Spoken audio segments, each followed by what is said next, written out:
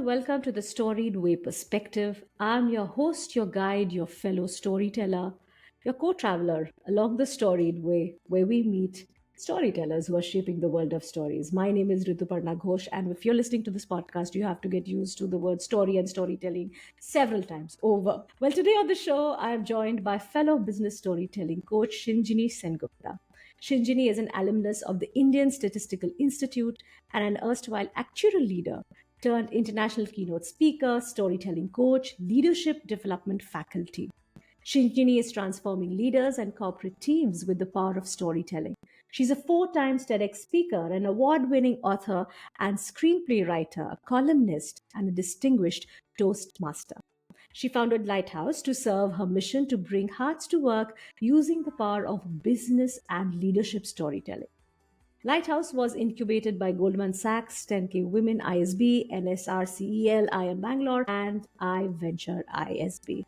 Shinjini specializes in leadership transformation, women leadership development, data storytelling, brand, and business storytelling, all of which is super exciting to me because I do some bit of it and our paths intersect. We've never met on the field. So here is me and Shinjini having a conversation together so that I get to know more about her and her story work. Welcome, Shinjini. Thank you so much for accepting this invite to come and speak to me on my podcast. Of course, my pleasure, Rituparna. And what a beautiful, mesmerizing voice and beginning. I'm so keen and so eager to share this afternoon with you. Thank you so much.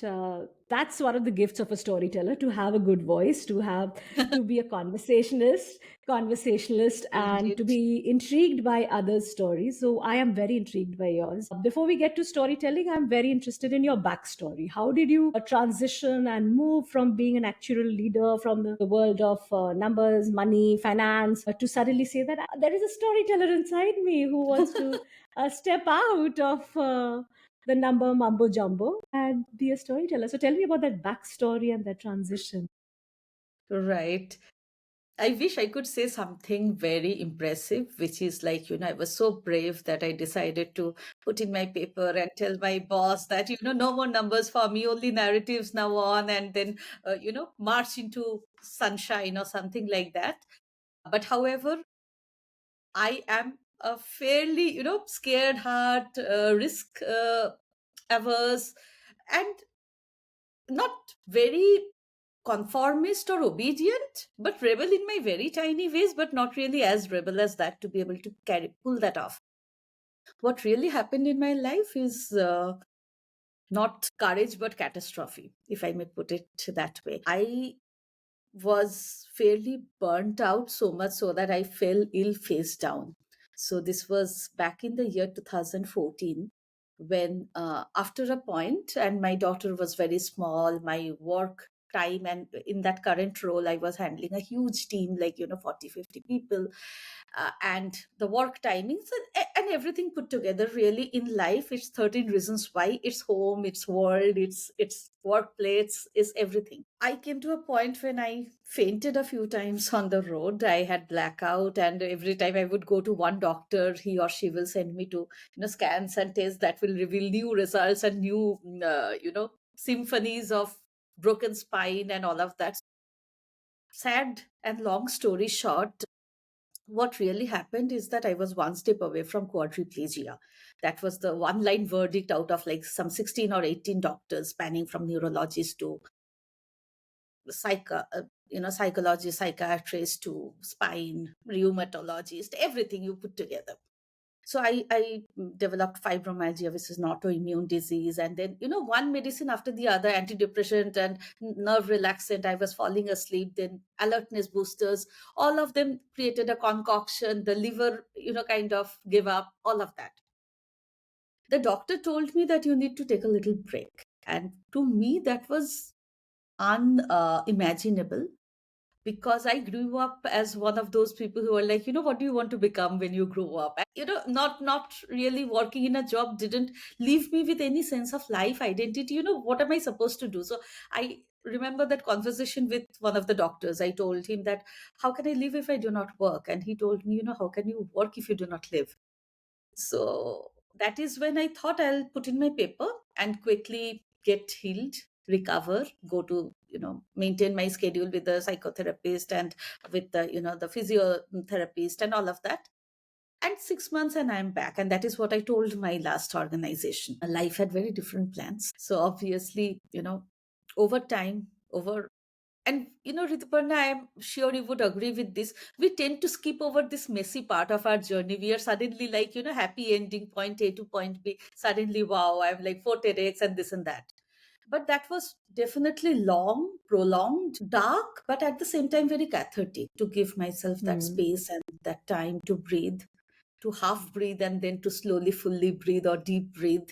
Went to Vipassana many, many, many times, 8 times as I'm speaking to you now. Wow. So all of those looking inwards, all of those trying to find catharsis, and then to discover that I can speak, I can write, I can put words to my feelings. And maybe some people are also having a similar journey and finding meaning in my words, that very organically came together and crystallized this journey.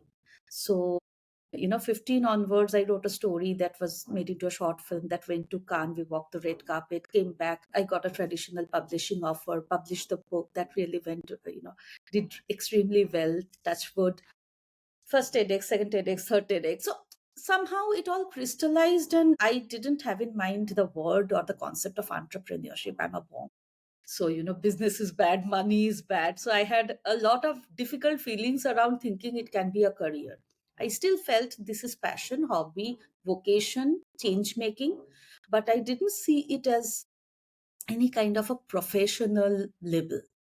It only happened much later on, when I started to put it all together and realized that maybe more people need it and I have something to offer there. And that's how the dots connected. How lovely. It's such a powerful story and sort of reinforces what I strongly believe, that you don't walk towards stories or storytelling. Stories will come Yes. and calm you down when you need it the most. I've also made a journey of my own, going through certain life changes where stories have helped me calm down. Earlier this year, and because of personal turmoil, whatever had happened in my life, personal life last year, of losing a parent, which also you did, and we sort of realized that how we're all racing through life. We are racing through life, and we're living a life outward, but that life that we lead inwards is what is more meaningful to us. So early this year, I started something called 365 Days, 365 Stories, which is rehashing an old project of mine to send out a daily newsletter to people to respond to a prompt which allows them to heal from inside. And the people who've written back to me, not only have they shared their stories, but they're also writing how in the middle of a big hustle of their life, slowing down is bringing a lot of meaning. So I can totally imagine when you are pushed to the brink of a health crisis and you did not realize it was simmering and it was growing, it was festering inside you, to a point where you had to just drop it and walk out of that stressful life to save yourself. And then stories came and embraced you, and gave you a new meaning and hope and life. Forget about the identity that comes much later, but the fact that it calmed you down, it calmed your nerves and neurons down. And we talk about that. You spoke about catharsis, and I'm going to share this with all my storytelling students this week. Last week they discovered the word catharsis, and they had never heard of it. They had never read about it, but I'm sure they would have experienced it in some way or the other. But the true, let's say, the real power of a story to transform a person from point A to point B will only happen if you've experienced it yourself. If you have experienced the true power of what storytelling can do to you, you are then sort of convinced that, oh, if this was so small, but a small thing can sort of create this magnanimous shift in the way I see myself, my world, my worth, however you word it. I wonder what it could mean to other people.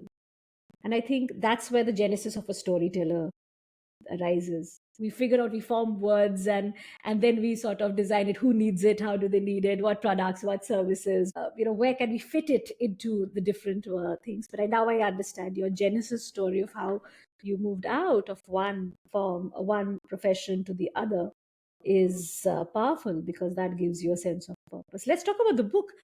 Yes, I read about it. I read that you wrote a story that became a film and then it became a novel. That's a great journey for a story Yes. to make. And I was going to ask you about the book a little later, but then yes, you talked about it. So let's just talk about that process. I'm very intrigued by it. Tell us Thank about you. Elixir. The book is called Elixir, right? Yes, Yes. yes. And thank you for asking me this question. It's been so long. I haven't spoken about the book for a very long time. And again, it may sound a little too dramatic and even exaggerated, but I promise you, I'm, speaking just the truth and only the truth. The story came to me one day, and when I was waiting in the office cab to be dropped home after a day long of work, and really it was like 11:30. I started from office in the night, and I reached home at 1 o'clock. And by then, when the driver stopped the cab and he said that, "Ma'am, your home is here," I really looked up from my BlackBerry. I actually typed it in my BlackBerry. You won't, this really sounds a little too bizarre. I don't know. I would have let that idea pass on any other day after a full day of work. Who cares? Okay, fine. I thought of it and then I let it pass. I don't know what came upon me that day that I picked, took out the Blackberry and typed it out. Of course, the next morning or, a couple of days later, I spell checked it and put it on my very newborn blog. And that is from the start of that journey. Then it became, so the story really is about a lady, maybe like myself for sure, maybe like you or many others as well. So her name is Manisha. She really, on one sudden day back from work, as she starts from work to home, she very casually enters a coffee shop and asks for coffee and asks for a glass of water. And what she served in the name of a glass of water is not water but elixir. So what happens therefore is that she comes home, she does her regular chore, she instructs the household staff to cook certain dishes, gets the groceries, waits for her husband to come home. But as soon as she falls asleep that night, she wakes up into a coffee shop, back into her evening. And from that day, every time she would fall asleep, she would wake up from where she left in her dream. So which means that she lives two lives now. So she falls asleep and wakes up in another life. And unlike this life, that life is something that she's creating more organically, but not really something that is an utopia or something that is sent from heaven, but really something that she can create if she could create again her life, where she has more agency, more autonomy, more choices, more somatic, more cognitive, more intuitive. So that is the life she leads. And then she has two lives to choose from. And while people in this life says that you got to choose and this is the real and that is the false one, she says that who are you to dictate my reality? So that is how she reconciles or grows with, finds her own truth. So that's Elixir, and I have had a very interesting journey with it. Of course, it got selected for screening at the Cannes Short Film Festival in 2016. Went for a red carpet walk, came back, and then just out of there were many screenings that were happening, Kolkata International Film Festival, and many several screenings, and one small book club screening. Somebody walked up to me, gave me his visiting card, and said that, this belongs to a book, would you want to write one? And I'm like, I don't know if I can write a book. And he said that, give it a try. And I signed the contract before I even put the first word on the manuscript. So it became a book, and I was very apprehensive because the film made it big. So obviously, the book was doomed for a failure. Everybody would compare. But somehow I feel that the book became its own animal, its own beast. It had much more nuances, obviously, when you write out a full fledged, full novel. And it explored a lot of womanhood at its center, the femininity, the connection with water cycle, life, death, romancing the parallel universe, which could be the infinite, or could be the god, or could be the death, or could be the ultimate lover. So there was a lot of spiritual intonation that came in before I took my spiritual path. I think the book somehow sensed some bigger journey in me. I feel very proud of how I could express certain words which much later on I felt that now I'm realizing what I wrote. So it was a fantastic artistic expression for somebody who has spent a lifetime talking to computer in number language. I feel very good about it. So the book became a very coveted one, I would say, stayed on the best selling list for a while, got featured with most of the mainstream media, Hindustan Times, Asian Age, Statesman, and all of that. So I have been very, very lucky and very humbled by this journey, because that then told me that there is something in that femininity beyond the activism or beyond the angst. As you very rightly said, we often look outside to find what's wrong, because of course things are broken for us, and we look outside to find what's wrong, and then we look also inwards. But somewhere that reconciliation and coming home to ourselves is what I tried to explore with. Times I've taught undergrads, taught batches of undergrads, girls' college, and then a mixed professional degree college. And some of my conversations with youngsters, particularly girls, is how do you know what will you become later on? Because you asked that, you said that somewhere, that you have that thing scripted in your head that when I grow up, I will be X, Y, Z. But for some of us, it's taking too long to figure out, or there are too many pressures, or there are too many expectations. And I keep thinking about, a life of privilege that maybe some of us have had, where we've not been forced to become something, but we were just let be, and we let life shape us to reach where we are today. So I had to be very careful when answering a question, particularly to a young adult who is figuring it out and who's trying to debate and battle with what's happening in the world around her or him. And this journey that you've just described so beautifully is in a way a mirror to that reality, that if you can let yourself, if you can surrender, of course life has its challenges, it has its debacles, it has its roadblocks and all kinds of things. But if you allow yourself uh, be in a position where life shapes you to be someone else, that becoming can be so powerful. And I think that's a fascinating transition of somebody who has been surrounded by numbers. And I get that a lot, that I'm a very techie person. I have never read a book in my life. I don't know how to put words, what I'm thinking, what I'm feeling. And first of all, I don't know what I'm thinking, what I'm feeling. But if I can figure it out, I don't have enough vocabulary to put it. And I don't think I can communicate as much. So people put a lot of emphasis on what they cannot do. But if you just let that go and say, okay, what could I do if I were not this? That is giving yourself a chance to find words to express yourself. Because what is a story? It is just a medium for you to express yourself at the end of the day. And I'm so glad, and I'm pretty very grateful that you're sharing this journey with me, because I don't think I've read this anywhere so far in my research and my understanding of what Shinjini does.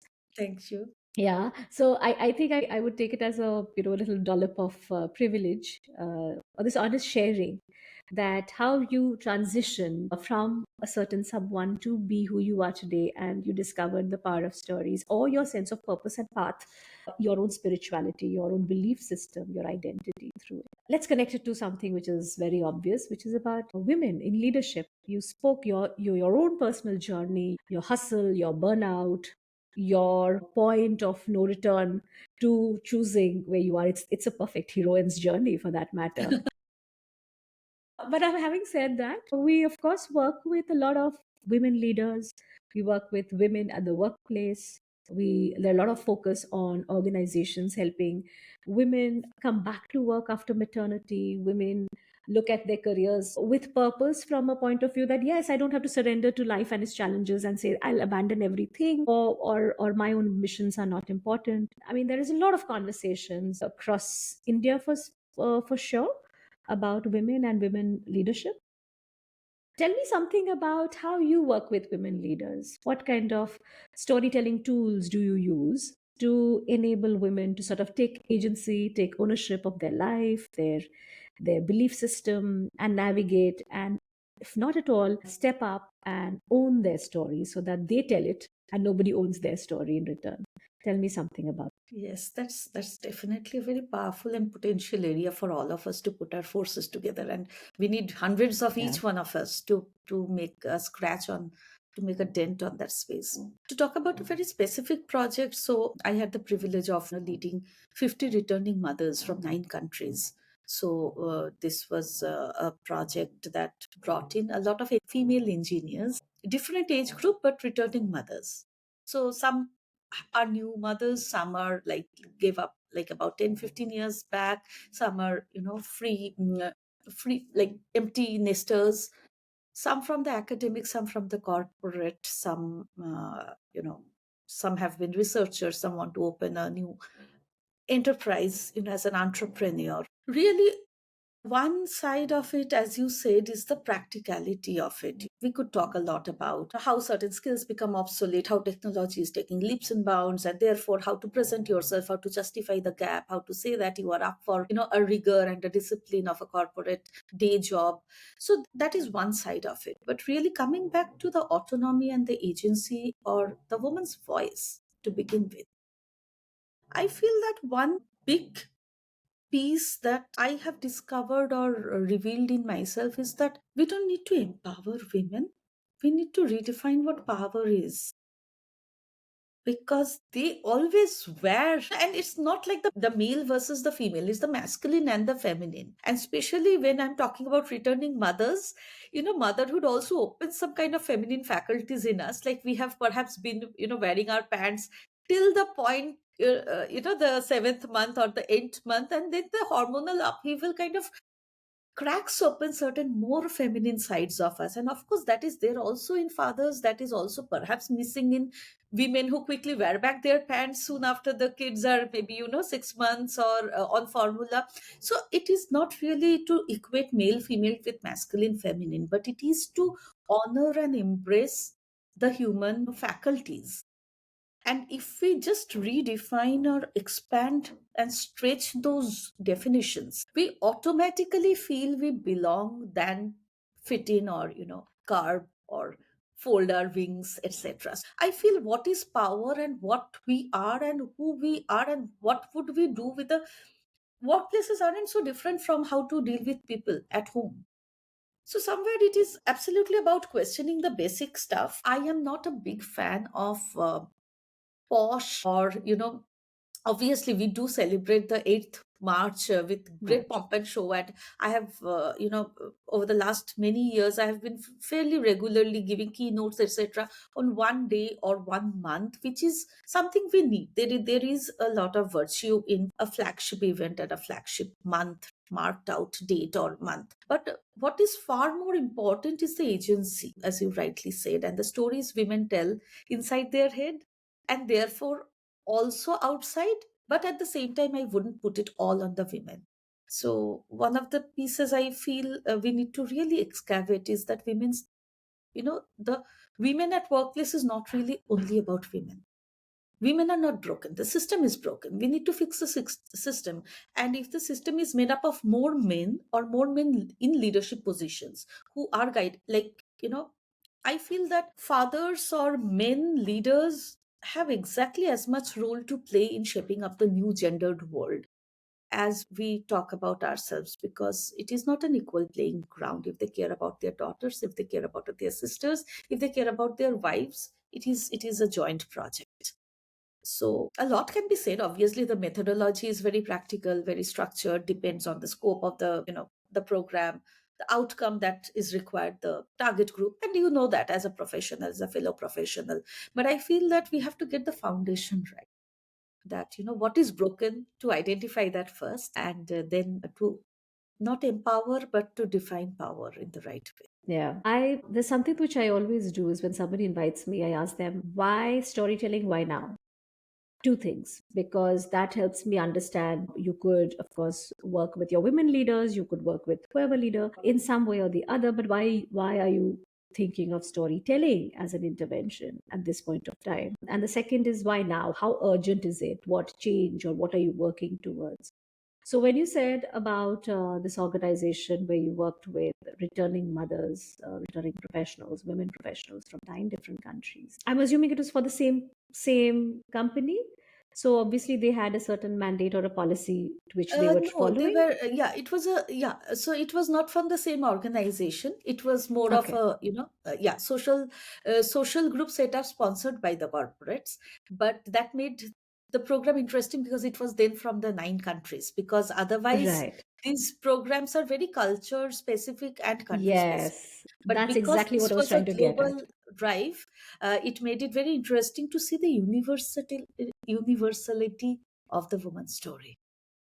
Why I'm highlighting 9 countries. which incidentally was the mix, is that the universality, the commonality of that shame, that self-blaming, that gaslighting, that, posts inside our enemy posts inside our head, Right, those are very common irrespective of the culture.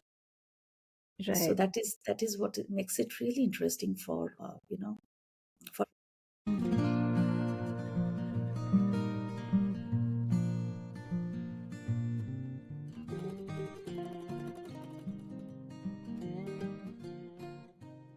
The Storied Way perspective is designed and developed by your Storybag podcasting network. Podcasting is a fantastic medium that brings listeners to gather around a story. As the podcasting industry grows by leaps and bounds, we at Your Storybag want to help storytellers, businesses, brands, and organizations leverage the power of narrative. We are not an agency. Instead, you can imagine us as a collective or a cohort that incubates and nurtures emerging story based podcasts in the airwaves. If you'd like to collaborate, commission, or create your own story based podcast, reach out to us at podcast@yourstorybag.com. You also work in the space of DEI, and I know that. I started working. I mean, of course, for me, my journey was also similar. That started working with women leaders when there was an opportunity. Started typically around women's leadership summits or International Women's Day, or sometime afterwards, where an organization is very strategically investing in its mid to senior level managers, giving them, helping them own their voice in the workspace so that they can work with mixed teams, and it could be teams with intergenerational workforce, or it could be different genders. So how does a woman leader be taken seriously or take herself seriously? So one of those kind of very interesting projects. But at the same time, working in the DEI space to enable people to understand all genders, to enable, like you said, there are systemic flaws and there are systemic, let's say, gaps which need to be filled first before we sort of get people to understand and appreciate that a woman's life's journey at the workplace can be an independent one without it being colored or shaped by everyone else around it. Having said that, how important do you see, or what is the use of storytelling that you have when you're working with organizations in the DEI space? Because there is one philosophy which says that the onus of storytelling rests on the person whose story has not been heard. So for example, a woman, if I'm a woman, and if I'm working in a mixed group where either women have not reached my life stage, or there are male who never think of, okay, a woman's life requires her to work in a certain way, so they don't understand it, so it's up to me to be telling them. But then there is also a belief that it is up to us to know the other.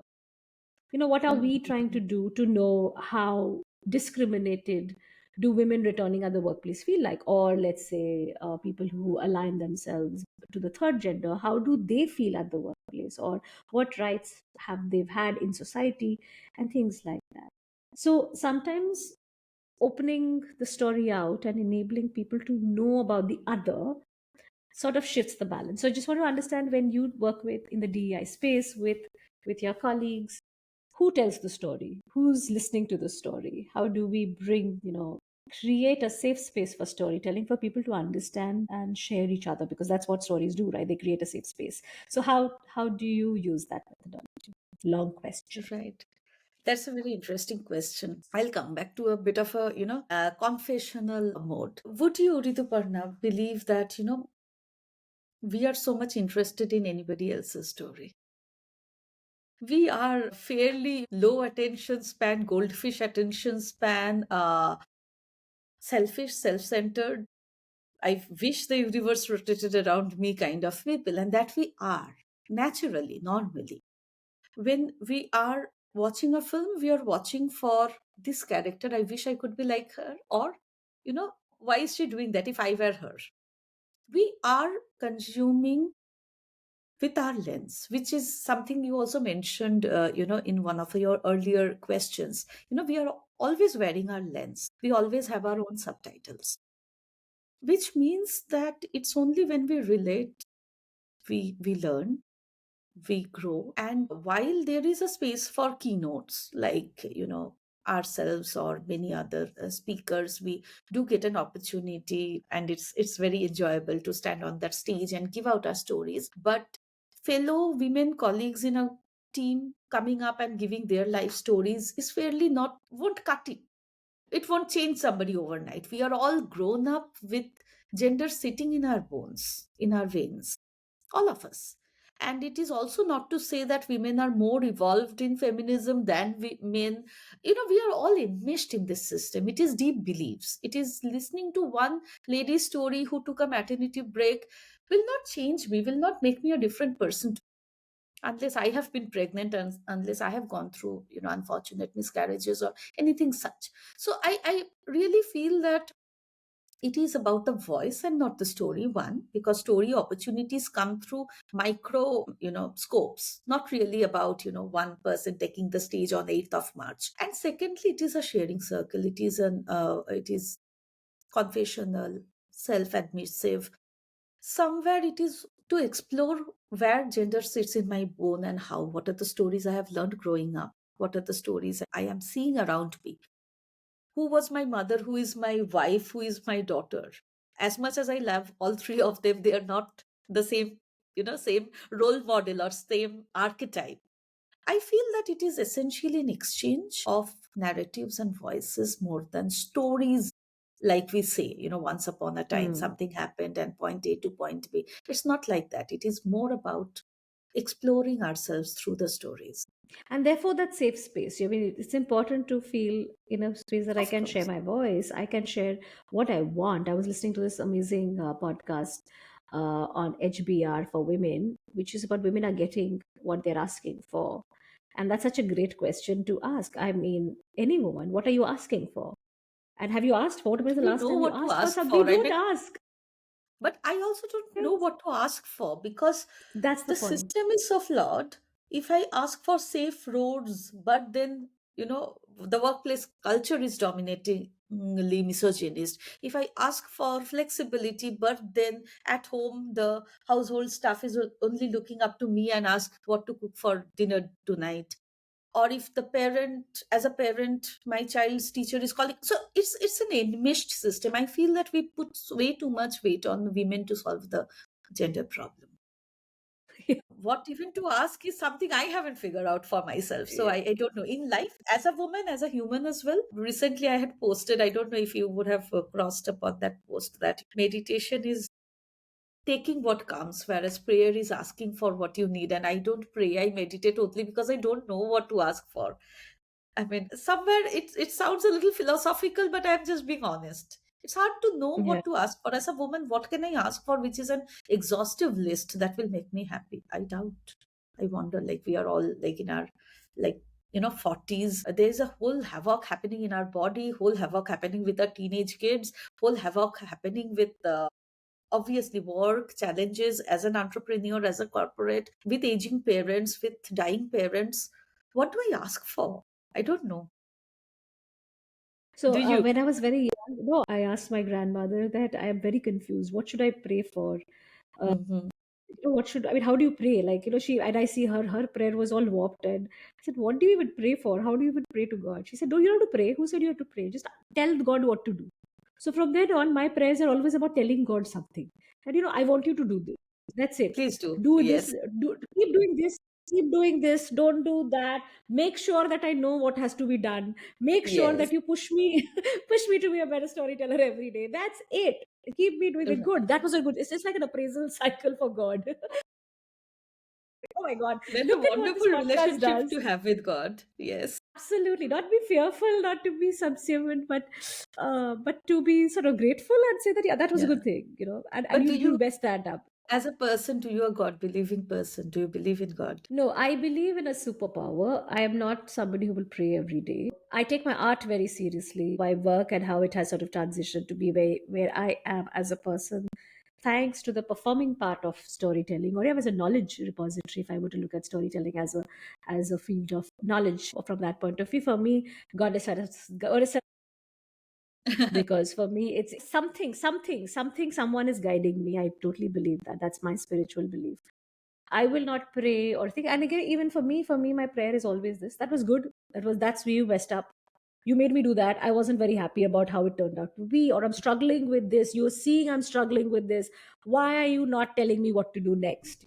So I think that's my form of spirituality, which is very different and distinct. And I don't talk about it much because it's very personal. And I think I sort of clash with other people's beliefs where you have to be subservient, Bhagwan se daro, be scared of God. I mean, everyone's belief is their own thing, their own personal thing. Everyone should have their own way to pray to God. So I think that's where I am. But yeah, my mother tells me that I've become a better human being after I started telling stories. So I take it very seriously that it has sort of made me a better human being.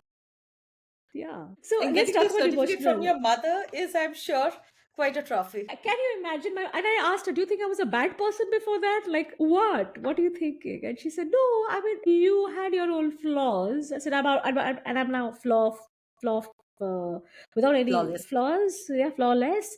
And she said, no, you still have your flaws, but you are more earnest, you're more honest, you are more authentic, you're more transparent, you're more whatever. I said, okay, wow, I didn't know that I was not all of this earlier.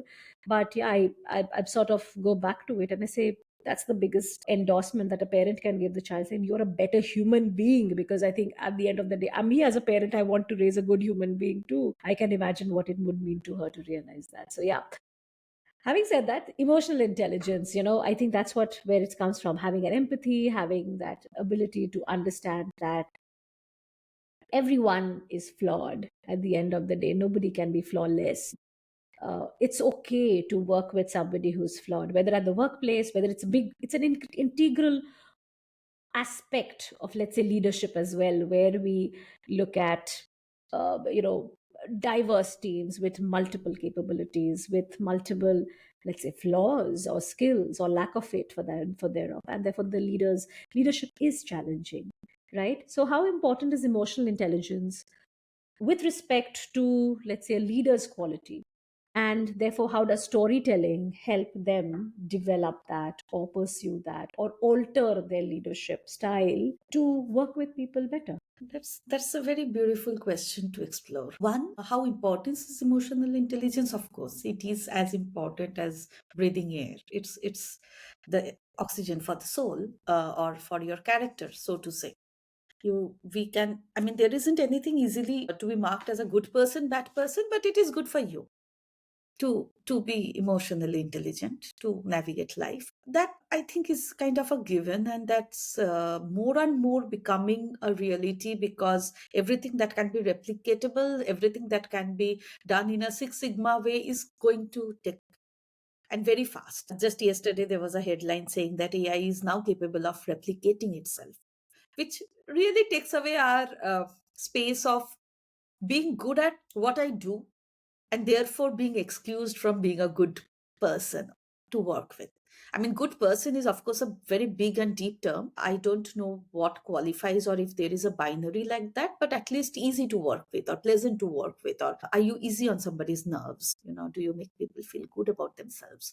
I feel that has become a necessity more than a fancy thing, because everything else that you could do is now being outsourced. Having said that, of course, I feel that the stories we tell ourselves, especially around being self assured, as a leader, a big piece comes from the self assurance. And you would perhaps agree. We, when we were young, we used to look at the leaders and think that they are rich, prosperous, and they have an assured life. Nothing can take that away from them. Now we realize that the mid senior, even senior management is fairly, if they're entrepreneurs, it's a different ballgame altogether. They decide and then they drive and they reach where they want or aspire to reach. But in a more old conventional structure of a workplace, things change overnight. We are seeing that all the time. And it's not easy to stay self assured, even if you are a good person. And the assurance has to come more from character rather than from extrinsic sources like, am I my boss's favorite? Who do I please? What is the office politics going on?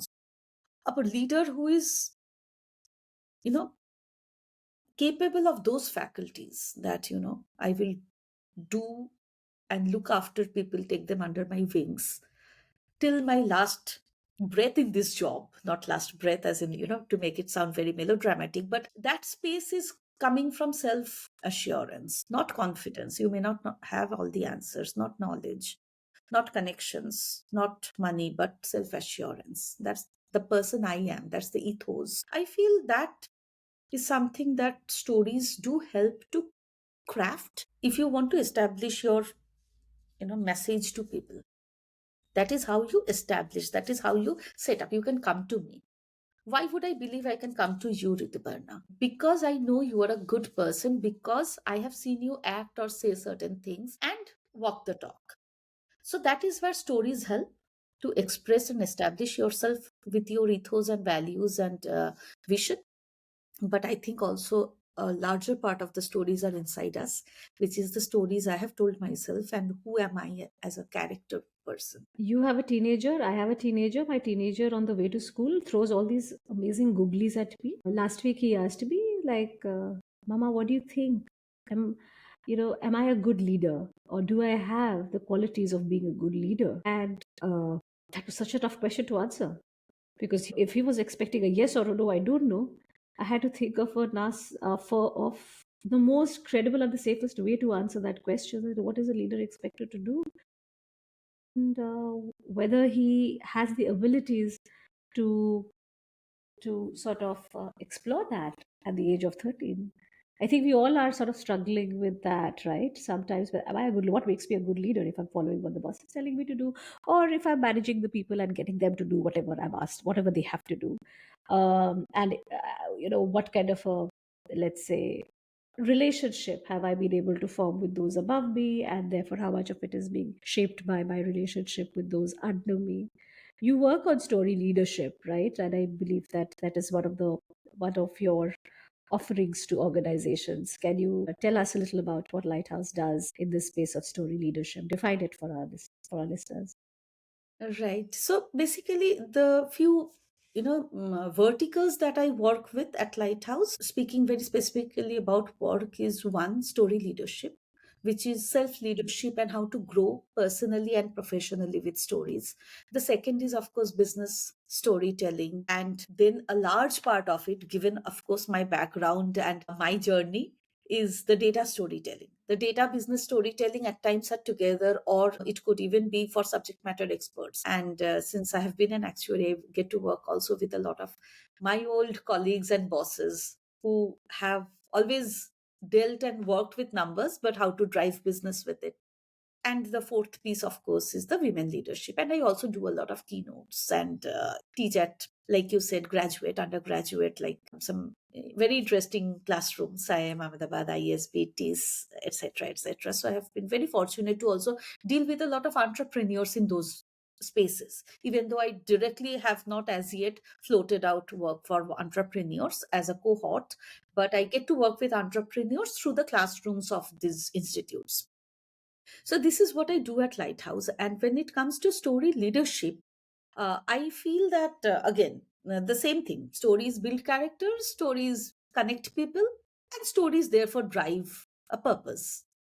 And programs often tend to be quite bespoke based on which team, what are they looking at, what is the length of time and the length of who are the target groups and what is their job and where are the opportunities for stories in that. So the programs tend to be fairly bespoke, especially in story leadership, because the other women leadership or data storytelling still has some kind of a structure that comes with the definition, but story leadership or leadership storytelling is the canvas. It is everything. It is something we do even with our silence.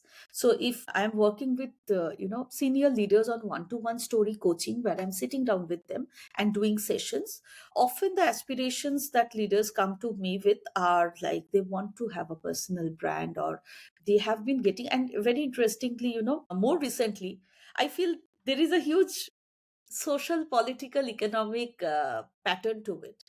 We have all moved to OTT. Where do we see any more of those, Shah Rukh Khan and Salman Khan jumping over Pepsi trucks? And, so that standard marketing or branding has, I believe, a lot moved towards senior leaders and voices from the companies coming and becoming industry voices.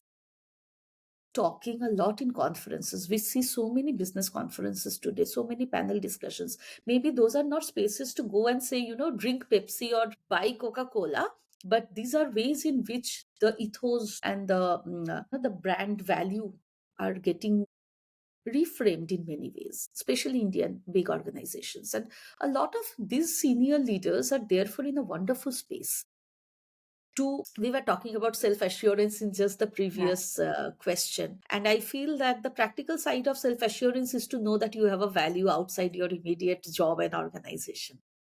And that is where that coaching comes through.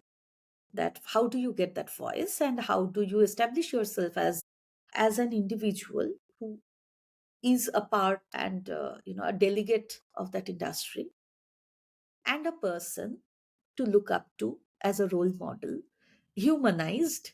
So all of these things can be explored. It really depends on the person's aspiration when it is one to one, or of course the business's priorities when it is like a group classroom leadership. Yeah, this is one of my favorite stories to tell. I had once a business leader who's a CEO of a company. He travels across the globe for business conferences. He's a knowledge expert as far his field of work is, and he's often interviewed and he's invited to speak. But he realized that the best speakers are the ones who people flock are the ones who are great storytellers. Before he came to me, he said, I've read every book. He named all the titles, and I've read this, that, and the other, and I know everything that there is about storytelling, but I still can't tell stories. So I said, but where are you getting stuck? So he said, I don't know where I'm getting stuck. So he said, what can you do for me? So I laid out a coaching plan for him. I said, no, I don't want to be coach. I don't want to be do all of this. I want you to just tell me 5 stories. 5 stories. There are 5 stories which I will tell. I said, do you know which 5 you want to tell? He said, no. I said, what happens after you finish off those 5 stories? And like you said, every year there's a significant time of the year where you go from one conference to the other and the third and the fourth. Even if it is there are 3, you would have finished one story each, and that's it. What happens after you finish off? He said, I'll reuse them in the next conference next year. I said, well, would that make you a very boring and a limited storyteller? I'm telling you how to create a story engine so that after Yes. the first few runs, where are my next stories coming from? So he said, no, I don't think I want to do that. Just give me 5 stories. Mm. So, my question to you is, when you work with leaders, if there are 5 stories that they can tell, or if there are 3 stories that they can tell, what kind of stories should they look for in their bag, which they can pack every time they're visiting a conference or an opportunity to talk and network? That's a beautiful and powerful question. And as I was listening to you, Rituparna, right now, I was thinking that wouldn't you ask him to give you those 5 stories than you giving him those 5 stories? Because one thing that I have learned is that like even this conversation that I'm having, if both of us being storytellers, we would go back, we would find so many stories to pick up and to store away and to put in the bag, as you said. I feel the stories from our lives are the most powerful ones. What do I do with cut paste stories from outside? Hmm. Hmm. I mean, of course, there are people who have made a livelihood out of, say, stories from Mahabharata, Ramayana, or Gita. There is definitely, and there's a line of thought around it, but very much like yourself, as you described, I also am a very strong advocate for stories from your own life. And if it is not about you, if you were okay, let me tell you one story in reply to that. So one of the story leaders that I had a very interesting conversation with him. So he was telling me one of the stories, so I gave a little bit of a homework, and then he came back and he told me of a story that he was driving down, etc., etc. And then he said that, so I said, if you are not yourself in that car, how will people be in that car? Yeah. So once upon a time, there was a car that that took that Agra highway and did that. But if you are not in the car, why would people sit in that? So if it is not your first-hand story, if it is not your first-person story, if it is not, and if it is a first-person story, it doesn't have to be something like you have crossed the English Channel, or if you have climbed Mount Everest, or if you have had a huge whatever. It really can be as simple as, today evening my child has this project, whatever. but it has to be real life, first person, and relatable. Because what is the purpose of the story? To make yourself relatable. So if I'm telling a story about Krishna and Arjun, it is a beautiful story and there are sermons in it, but we will still go back and feel jealous. We will still go back and feel petty and feel, like not confident. But if you tell me, my legs shook before that big event, I would know, yes, Rituparna, my legs shake as well. So, yeah, I feel all three, five, seven stories are should be from your life. That's it. That's as simple. I'm going to share a link of this to the gentleman. He never worked with me because I said I don't think I can work like this with you. So I refused the client. So that's how my story with him ends. I don't know whether he found a story coach who would tell him those which 5 stories to tell Which five stories to tell? without spending time in seeing what stories have I lived. Yeah, I understand there is also a lot of discomfort in people in telling stories from their life. And I know very, very strategically there are lots of story coaches who tell you you don't have to tell the story from your life. You can tell a story from ABC. It may not be a mythological or a traditional story. I tend to use a lot of traditional stories, and Mhm. uh, I use a lot of traditional stories and folk tales to open conversations, because for me, a story is just a tool to open a conversation about something that we're not having, or that something that we need to have. Sometimes a direct thing that, okay, this is what I think, this is what is happening with me, and I'm struggling with it.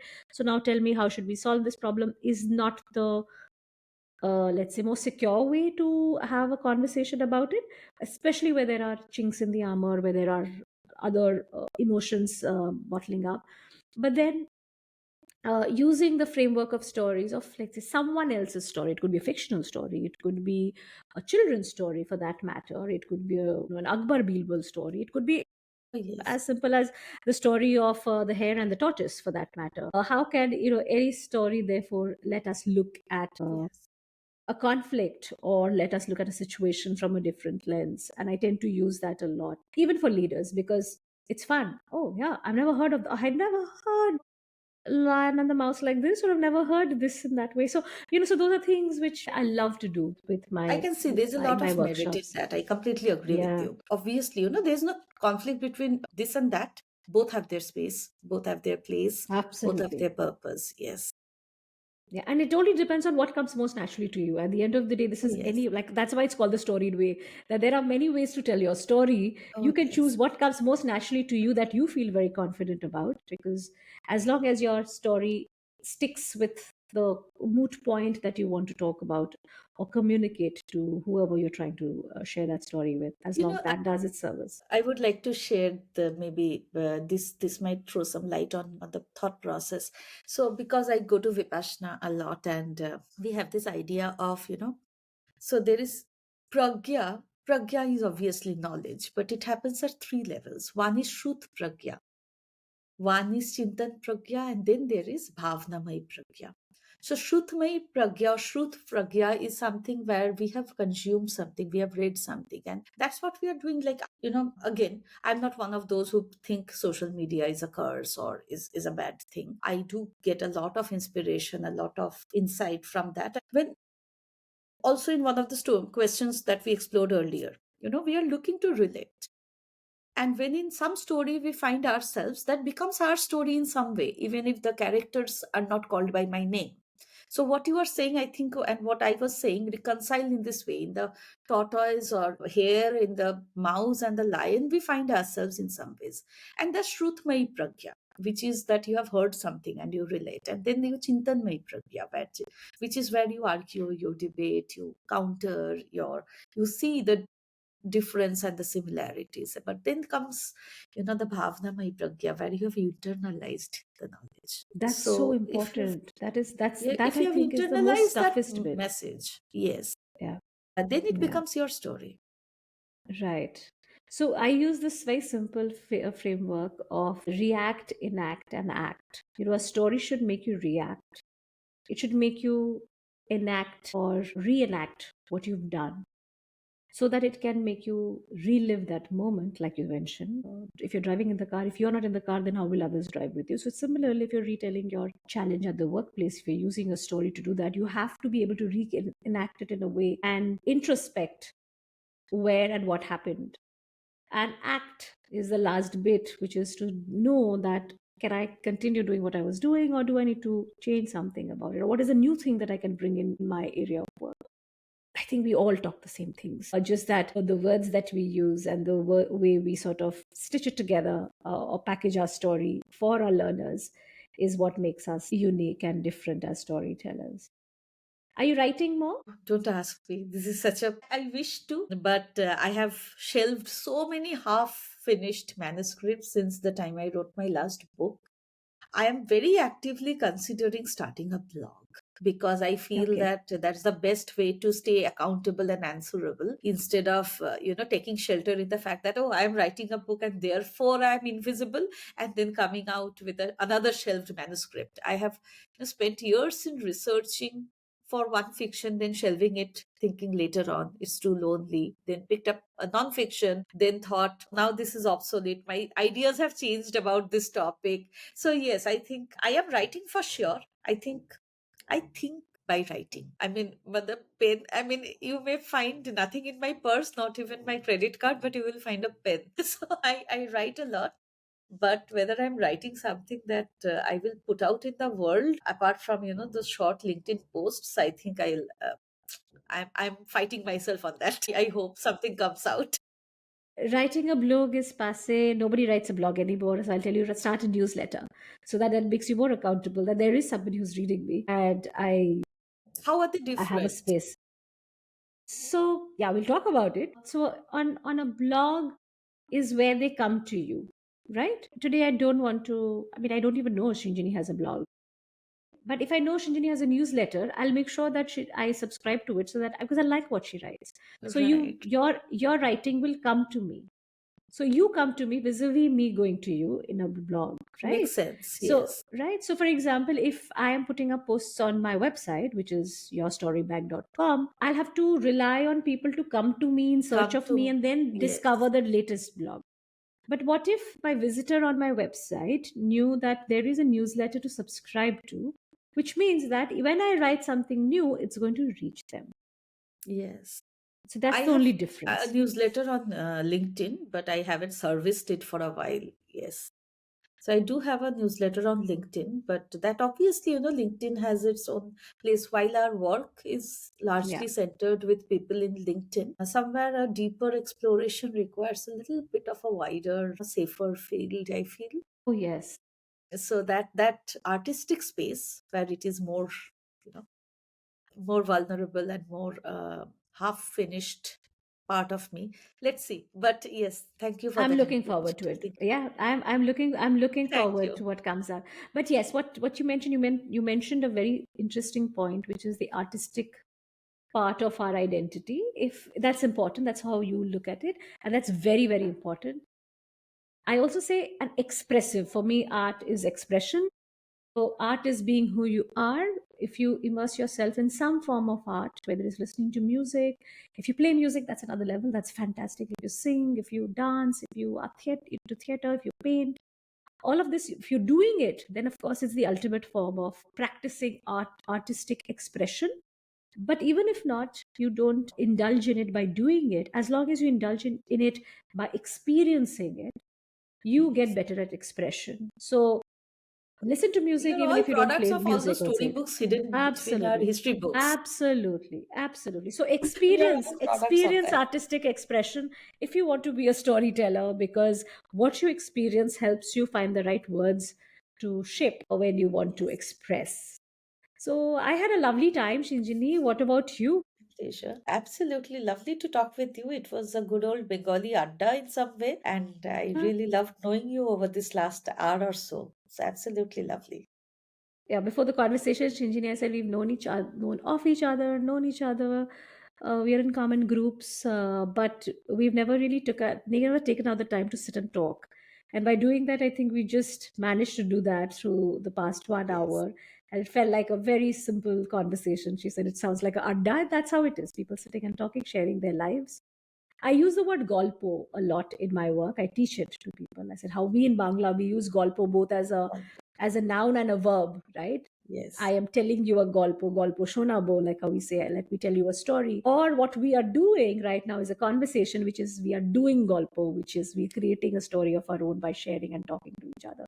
So therefore, that conversational part of storytelling is something which is very, very integral to my work. And I think we've sort of recreated that for our listeners. Thank you so much, Shinjini. This was My pleasure. great. And outside the podcast, we should meet and then talk. Oh, yes, absolutely. And thank you for having me. Virtual hugs, and I'm sure we'll continue the adda over more virtual and real cups of tea. That the adda isn't the Golpokora isn't complete without a cup of tea. So we'll do that. Absolutely, absolutely, absolutely. And more power to you, more power to your You story. too. And I'm really looking forward to the path that Lighthouse lights up with Thank its you. beam. Good luck. Thank you. Thank you. To you too. Bye bye.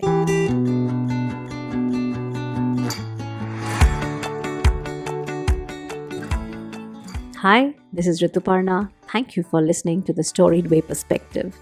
This is a bi monthly podcast where you will meet storytellers, influencers, entrepreneurs, coaches, thought leaders, and experts as I ask them what can stories do in the world today. You can find us on Apple Podcasts, Spotify, Amazon Music, Audible, and everywhere else. Look out for the Storied Way Perspective with Rituparna. No matter where you listen to us, please rate, review, and share the podcast. This helps me know you are listening. You can also write to me at podcast@yourstorybag.com. I will wait to hear from you.